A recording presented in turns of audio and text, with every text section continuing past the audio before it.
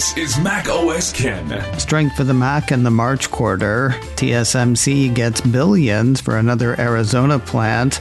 And Discord and Harmony in streaming music. It is Tuesday, the 9th of April, 2024. I'm Ken Ray, and this is news from Mac OS Ken. Brought to you by yours truly and sponsored by Manscaped. Get 20% off plus free shipping with code MacOSKen at manscaped.com. This show is also supported by people like you, patrons through Patreon. Find out more and add your support at patreon.com/MacOSKen. A star turn for the Mac in the first quarter. That is the word from IDC. Seeking Alpha has the industry tracker tracking growth for Apple and Lenovo in personal computers amidst a market rebound. Falling inflation is said by IDC to have helped the entire category. As for what spurred the Mac, Seeking Alpha points to the new 13-inch and 15-inch M3 MacBook Air models introduced toward the end of the March quarter. While Apple saw the most growth of any computer maker last quarter, it was far from front of the pack. Running down the list, Lenovo was up 7.8% with a 23% share of the market. HP was up 0.2% with 20.1% share of the market. Dell was down 2.2% with a 15.5% share. Apple was up 14.6% with an 8.1% share of the market. Acer was up 9.2% with a 3.7% share. And ASUS rounded out the top 5 or 6. They were down 4.5% with a 3.6% share of the market. While Acer had 3.7 and ASUS had 3.6, IDC listed them as tied for 5th or 6th, I suppose. Looking ahead, IDC sees a couple of factors driving growth for the wider PC market. The piece has IDC research manager Jitesh Abrani calling out newer artificial intelligence PCs. He also sees commercial buyers refreshing the PCs that were purchased during the pandemic, because I guess that was a while ago now. Monday was a big day in the U.S. for Apple chip-making partner Taiwan Semiconductor Manufacturing Company, or TSMC. Bloomberg ran a piece saying the U.S. plans to award TSMC $6.6 billion in grants and as much as $5 billion in loans to help the world's top chip maker build factories in Arizona. That will add a third factory to the two already planned. The first will go live sometime next year. The second is expected to fire up in 2028. The third, which a piece from TechCrunch says will focus on 2-nanometer architectures or newer, should start production before the end of the decade. The Bloomberg piece says TSMC's award marks another milestone in President Biden's push to boost the U.S. semiconductor industry with the 2022 CHIPS and Science Act. The TechCrunch piece sees another purpose, though, shoring up technological defenses against China. That report points out that TSMC has found itself in the middle of looming geopolitical concerns. The U.S. and allies would be at a massive disadvantage should China seize control of Taiwan and its manufacturing capabilities. That prospect has led to at least one Democratic representative in Congress and the former Republican administration in the White House saying things like, "We should make it very clear to the Chinese, if you invade Taiwan, we will blow up TSMC, and the United States and its allies are never going to let those factories fall into Chinese hands." So, maybe having a factory or two here wouldn't be the worst thing. Apple has made the case for turning pulse oximetry back on for Apple Watch. No doubt you remember this story. The medical device company Masimo sued Apple back in 2020 for allegedly violating patents tied to blood oxygen sensor technology found in Apple Watch. It also filed suit with the U.S. International Trade Commission, or ITC, in 2021. While Massimo accused Apple of violating 5 patents a total of 103 times, the ITC only found Apple guilty of violating 2 patents 5 times. But that was enough to get the import of Apple Watch Series 9 and Apple Watch Ultra 2 banned in the US. Then sales were reinstated. Then they were almost banned again until Apple disabled pulse oximetry in devices that had not yet been sold. And that's where things have stood until last week. That's when a piece from Apple Insider says Apple took its case to a U.S. appeals court, arguing that the ban on pulse oximetry in Apple Watch should be overturned. According to the report, Apple argued that not only were the patents held by Massimo invalid, the products Massimo said it was going to make using such tech were purely hypothetical, something the piece indicates Massimo eventually admitted. And now, time for Massimo to respond. The report says the company will have a chance to respond to Apple's arguments in an appeals filing of its own. No telling when or if this case will end. More news in a moment, but first a word from today's sponsor, Manscaped. Guys, if that area, the one below the waist, above the knee, if that area is an area to which you've not paid much attention, it might be something to consider. You may think everything's fine in those parts, but honestly, when's the last time you thought about it? If you're thinking about it now, let me tell you about the Lawnmower 5.0 Ultra from Manscaped. Their 5th generation trimmer features 2 interchangeable next-gen skin-safe blade heads, a dual LED spotlight for those hard-to-see places, up to a 60-minute runtime lithium-ion battery, and it's waterproof. Not scuba diving waterproof, but you can use it in the shower, saving time and cleanup. Now, getting you squared away isn't their only mission these days. April is National Testicular Cancer Awareness Month, and they are raising awareness and money. Manscaped will be donating $50,000 to the Testicular Cancer Society and helping you watch out for warning signs. For that, you can visit manscaped.com/TCS. And for the rest, go to manscaped.com and use code MacOSKen for 20% off plus free shipping. That's 20% off and free shipping with code MacOSKen, all caps, all one word, at manscaped.com.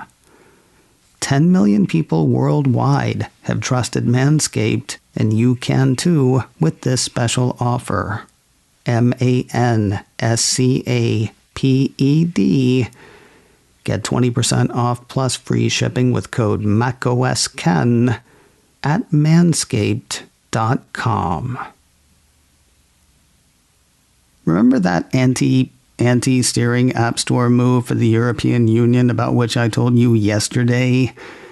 A piece from Apple Insider says the EU is not sure that that's going to be good enough. Late last week, according to a piece from 9to5Mac, Apple relaxed its anti-steering policy for music streaming services that compete with Apple Music. According to the report, Apple confirmed the introduction of new music streaming services entitlements for apps distributed in the European Union. Those let music streaming apps in the EU include a link, such as a buy button, to an external website.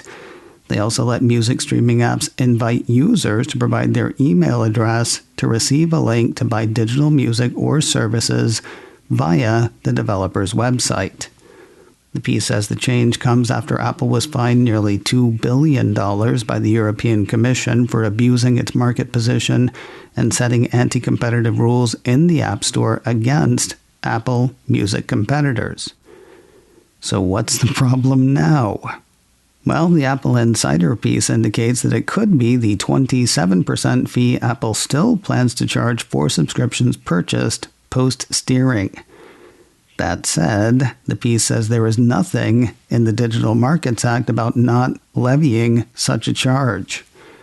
According to Apple Insider, it will be straightforward for the EU to spot whether Apple has really lifted its anti-steering processes. Then, although Spotify continues to complain over Apple's fees, there is nothing in the DMA that says Apple can't charge for sales generated through links on App Store apps. And continue to complain, Spotify does. Apple Insider quoted the firm saying, "Following the law is not optional, but Apple continues to defy that decision. Effective the 6th of April, the Commission can start non-compliance proceedings and impose daily fines. It is time for decisive action to once and for all give consumers real choice." So says the biggest music streaming service on the planet. While Spotify says its problem is Apple, Nine Inch Nails star and former Apple Music exec Trent Reznor says the problem for musicians is, well, it's the music business apparently. iMore highlights an interview Reznor did with GQ. According to Reznor, the terrible payout of streaming services has mortally wounded a whole tier of artists that make being an artist unsustainable. iMore says Reznor's thinking had been that Apple Music could change that, bringing influence to pay in a more significant way. He doesn't blame Apple, though. According to the report, Reznor goes on to admit that a lot of it is restricted by label politics, with everyone trying to hold on to their little piece of the pie. As much as he might have wanted Apple to make a difference, it wasn't as easy as he'd hoped, with a multitude of different pockets to keep topped up with small amounts of revenue. And he doesn't see that changing anytime soon, because consumers, that would be you and me, consumers just want to turn the faucet on and have music come in. There is little concern for how much artists are paid in his estimation, and less concern for artists we haven't even heard of yet, still trying to break in. To be clear, there are some for whom streaming works great, though they're the ones who could probably still sell 8-track tapes and CD singles if those things were still things. Reznor name-checks Drake in the GQ interview, though he could have just as easily referenced Taylor Swift. He wasn't saying anything bad about Drake. It was more of a big get bigger kind of comment. Anyway, Taylor Swift is generating buzz ahead of her next album, and she is using Apple Music to do it. Ahead of the April 19th release of her next album, The Tortured Poets Department, a piece from 9 to 5 Mac says Swift has debuted 5 curated playlists on the Cupertino streamer. According to the report, each playlist is made of Swift's own songs. Each also includes a message from Taylor, voice memo, laying out the point of the particular playlist. They kind of follow the 5 stages of grief. I love you, it's ruining my life, deals with denial. You don't get to tell me about sad songs, goes straight at grief. Am I allowed to cry, hits the bargaining stage. Old habits die screaming, covers depression. And finally, I can do it with a broken heart, lands on acceptance. I know what you're thinking. No fear? Yeah, Taylor Swift knows no fear. The playlists are up now on Swift's artist page on Apple Music. And finally today, word of a movie from Apple Originals that might actually have a chance at the box office. Engadget says Apple and Columbia Pictures have outed the first trailer for the film Fly Me to the Moon. According to the film's description, Fly Me to the Moon is a sharp, stylish comedy drama set against the high-stakes backdrop of NASA's historic Apollo 11 moon landing. Brought in to fix NASA's public image, sparks fly in all directions as marketing maven Kelly Jones wreaks havoc on launch director Cole Davis's already difficult task. When the White House deems the mission too important to fail, Jones is directed to stage a fake moon landing as backup, and the countdown truly begins. Now, if it sounds like this movie came from nowhere, it did not. though it's gone through more than a few changes. A piece from 9to5Mac says this is the one that was referred to originally, though unofficially, as Project Artemis. The film was originally thought to star Scarlett Johansson and Chris Evans under the direction of Justin Bateman. Soon Bateman was out, replaced by Greg Berlanti. Evans was out, replaced by Channing Tatum. And Scarlett Johansson stayed around. Other standouts in the cast include Woody Harrelson and Jim Rash, Community's own Dean Pelton. Fly Me to the Moon launches, or lands, in theaters this July. You can catch the trailer now on YouTube. macOS Ken, brought to you by me and sponsored by Manscaped. Get 20% off plus free shipping with code MacOSKen at manscaped.com. This show is also supported by people like you, patrons through Patreon. Find out more and add your support at patreon.com/MacOSKen. Advertising handled by Backbeat Media. Online at backbeatmedia.com. You can reach me a couple of ways. Info at macosken.com or call 716-780-4080. Until next time, that is news from macOS Ken. I'm Ken Ray.